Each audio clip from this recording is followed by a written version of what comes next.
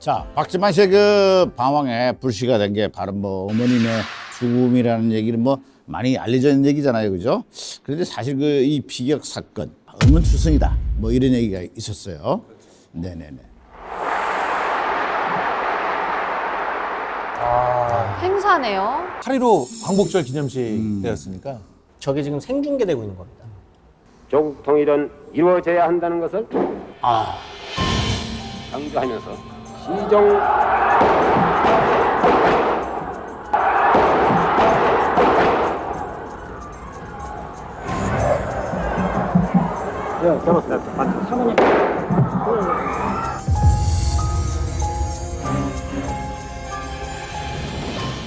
그때 충격이 어마어마했게 저걸 생방송으로 보고 있던 사람들. 그렇죠.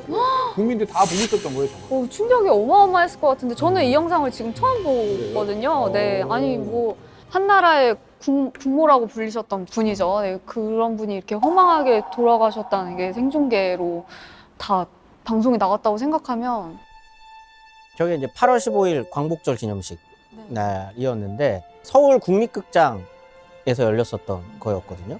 총성은 처음에 아까 전에 한번 보시면 네. 통 하고 먼저 한 발이 터져요. 들렸어요. 예. 평화적인 방법으로 이루어져야 한다는 것을 다시 한번 근데 그게 이제 문세광이라고 하는 긴장을 너무 해서 이 문세광이 자기 허벅지에 먼저 한 발을 쏴요. 그래서 소리가 나요. 그래서 일단 경호원이 막 이런 모습들이 나오다가 이 사람이 아드레날린이 너무 올라가 있는 거죠. 그래서 자기 허벅지가 쏘였는데도 그냥 앞으로 가서 두 발을 쐈는데 한 발은 빗나가고 한 발은 유경수 여사를 향해 쏘게 되면서 유경수 여사가 이제 피격되는 사건이 벌어지게 되는 거예요. 원래 이 문세광이 쏘려고 했었던 사람은 유경수 여사가 아닙니다. 박정희 전 대통령이었기 때문에 이 사건은 그래서 보통 그냥 박정희 전 대통령 암살 미수 사건이라고 보통 부르거든요. 근데 이게 지금도 미스터리한 사건이에요, 이게. 누가 쐈는지도 정확하지 않습니다. 다리 쏘신 그분은 그러니까 문세광이 쐈다고 하는데 이게 조사 결과들이나 이런 것들을 보면은 이 문세광이 쏜 총이 아닐 수도 있다라는 얘기도 있어요. 그러니까 경호를 하다가 경호원이 쏜 총에 맞았다라는 얘기까지도 있었어요. 지금 각도 보면 이제 박정희 대통령이 있던 자리와 네. 유경수 여사가 앉아있던 자리는 상당히 거리가 거리가 좀 좀 먼데. 네. 그다음에 또 왜 쐈느냐 이것도 되게 중요한 거거든요. 근데 이제 제일 중요하죠. 여러 가지 설이 있었습니다. 북한의 사주 네. 설이 있었고 다양한 해석들이 있었습니다.만 사실 역사학에서 이 이야기를 그렇게까지 막 심도 있게 다루지는 않아요. 법정에서 다투는 거죠. 역사학의 범위는 아니어서 제가 개인적으로 그냥 이때 당시 자료들을 보면서 느끼는 건 그냥 문세광이라고 하는 약간 망상에 좀 빠져 있는 한 인물이 갖고 있었던 어떤 불만들이나 이런 것들이 박정희 전 대통령한테 향하면서 벌어졌었던 사건이 아닌가. 8월 19일 대통령 영부인 고 유경수 여사의 국민장이 엄수되었습니다. 박 대통령은 영원히 떠나는 고인과의 작별을 아쉬워했습니다.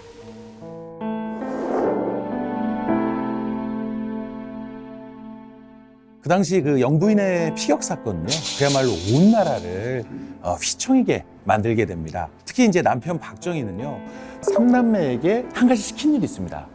뭐든 좋으니까 어머니에 대한 추억을 생각날 때마다 한번 적어봐라.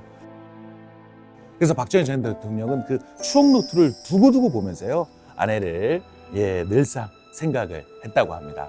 네, 돌아가신 후에 이 삼남매도 참 마음이 말이 아니었을 것 같아요. 정신과 전문의 김병호입니다. 굉장히 놀랬고 상실감이 컸을 거라고 봐요. 특히 이 삼남매 같은 경우에는 일반 사람들의 감정하고 좀 다른 감정 갖고 있었을 거거든요. 그런 큰일을 당하게 되면 여러 가지 심리적인 반응이 나오거든요. 분노도 나오고 그 상황을 못 받아들이기도 하고 우울에 빠지기도 하고 어떻게든지 이거를 갖다가 바꾸기 위해서 다른 여러 가지 방법을 쓴다는 게 있는데 감정을 내놓지 않았을 거예요. 그 삼남매가 다.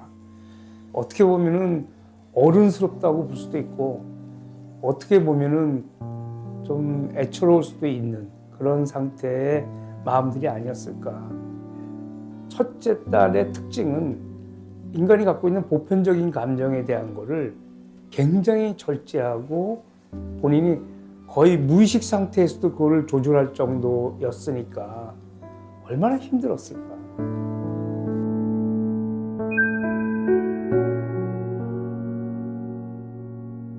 자기는 이제부터는 언니를 지켜야 된다고 생각하는 거예요. 영부인 역할을 하는 언니를 지켜야 되겠다라는 생각을 하게 되고 그래서 결혼도 안 하려고 했거든요. 근데 결혼은 이제 할 수 없이 했잖아요.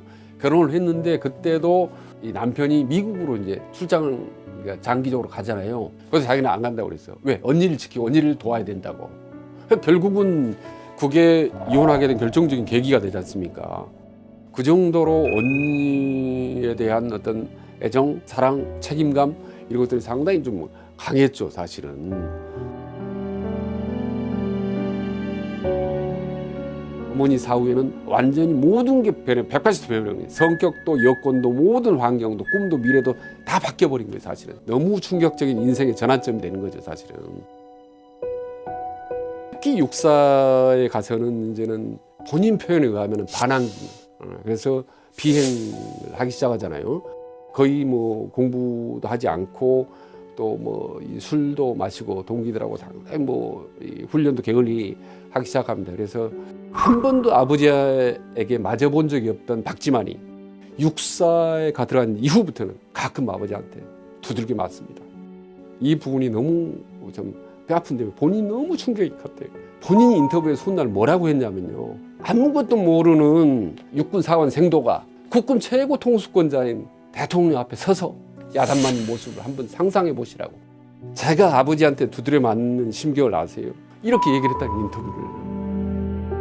아, 뭐 이렇게 어머니를 잃은 슬픔이 삼남매에게 큰 영향은 당연히 끼쳤을 것 같고요. 네. 그런데 박근혜 전 대통령은 어머니가 피격되던 당시에 한국에 안 계셨다고 하던데요. 네. 그때 잠깐 프랑스에 이제 유학 나가 있었던 시절이 있다 그랬잖아요. 하필이면 그때였습니다. 근데 그때 당시에는 이제 한국으로 돌아와라라는 연락을 받고 들어오는데 자세한 내용은 못 들었고 귀국해가지고 왔는데 그때는 신문을 가판대에다 놓고 이렇게 판매를 했거든요. 거기 신문 1면에 어머니 사진이 붙어 있고 여기에 암살이라는, 이거 얼마나 충격적이에요.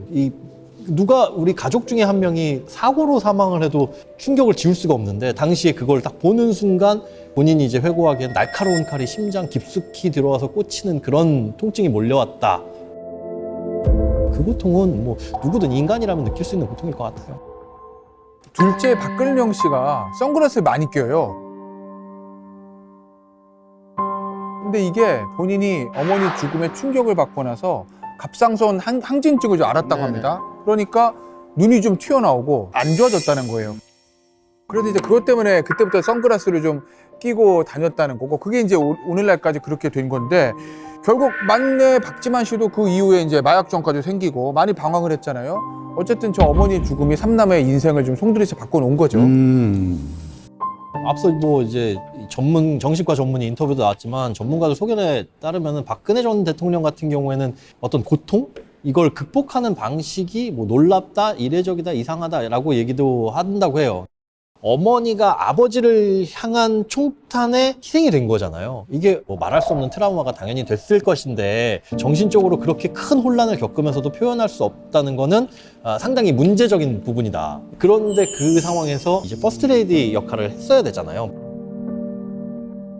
전문가들이 보기에도 대단히 독특한 극복 방식이었다.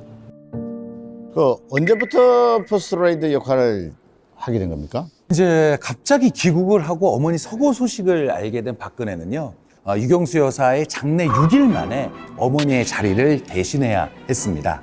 영부인배 쟁탈 어머니 배구대회에 참석하면서 퍼스트레이디 역할을 시작하게 되는데요. 어머니를 떠나보낸 마음의 정리도 되기 전이었습니다. 한승연 씨는 어땠을 것 같습니다?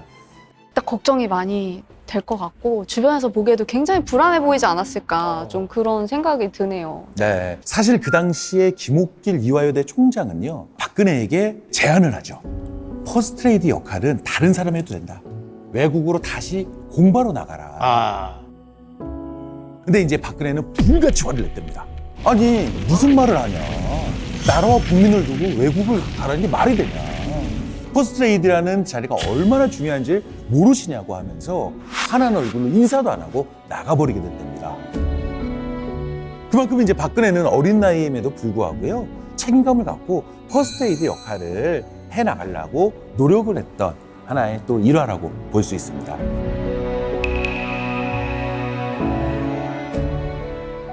아마 이런 얘기가 나온 이유가 뭐냐면 박정희 대통령의 주변에 누가 있느냐, 이 사람을 돌봐줄 사람이 누가 있고 위로해줄 사람이 누가 있느냐, 그 역할을 했다라는 취지에서 나온 것 같아요. 뭐 그때 당시에 식사 마치고 나서 뭐 울음을 터뜨리면서 그네 없으면 못 살 것 같아, 네 어머니가 그렇게 일찍 가려고 널 두고 갔나 보다, 뭐 이런 얘기까지 했을 정도니까 정신적으로 굉장히 의지를 하고 있었고, 그 얘기를 듣는 뭐 딸 입장에서는 어쩔 수 없이 아버지 계절을 지켜야 되겠다라는 그런 생각을 할 수 가족의 입장. 네, 가족의 입장에서. 가족의 입장에서.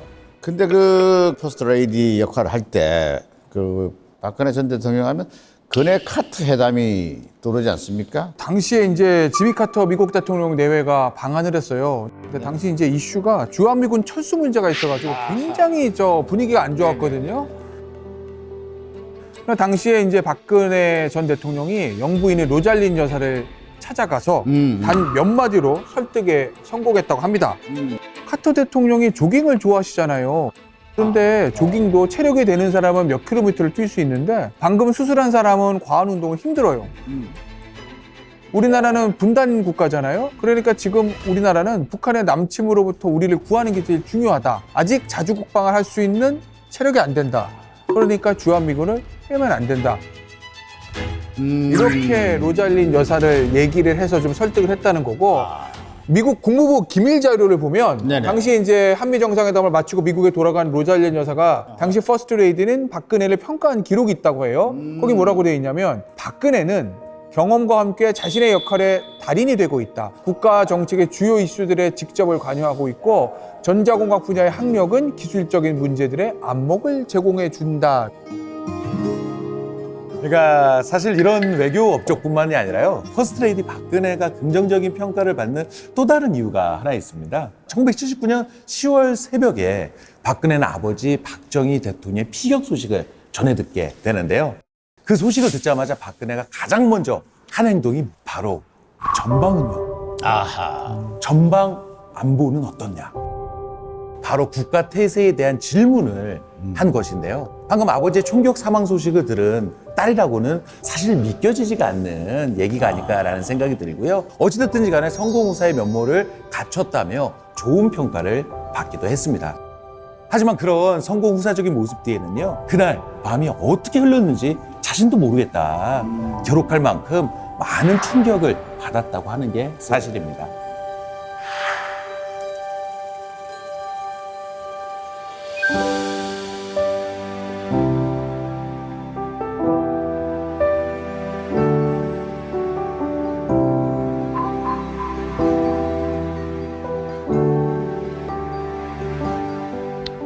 청와대 삼남매가 참 어떻게 보면 그 시대의 상징적인 존재 같은 그런 역할을 했는데 국민들 마음도 굉장히 좋지 않았겠어요. 청와대를 나오고 나서도 풍파가 계속 이어집니다.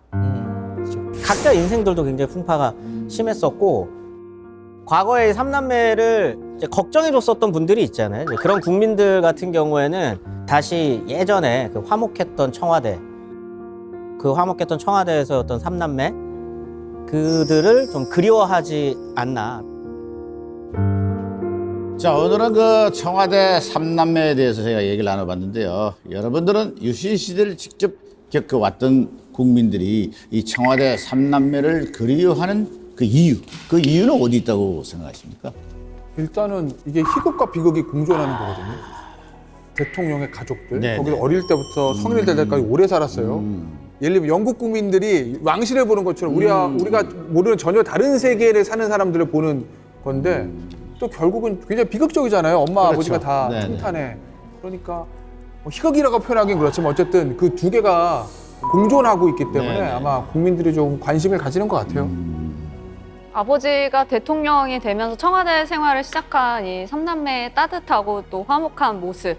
이건 이제 그 당시에 국민들이 바라는 어떤 이상향의 모델이 아니었을까 그런 생각이 드는데요.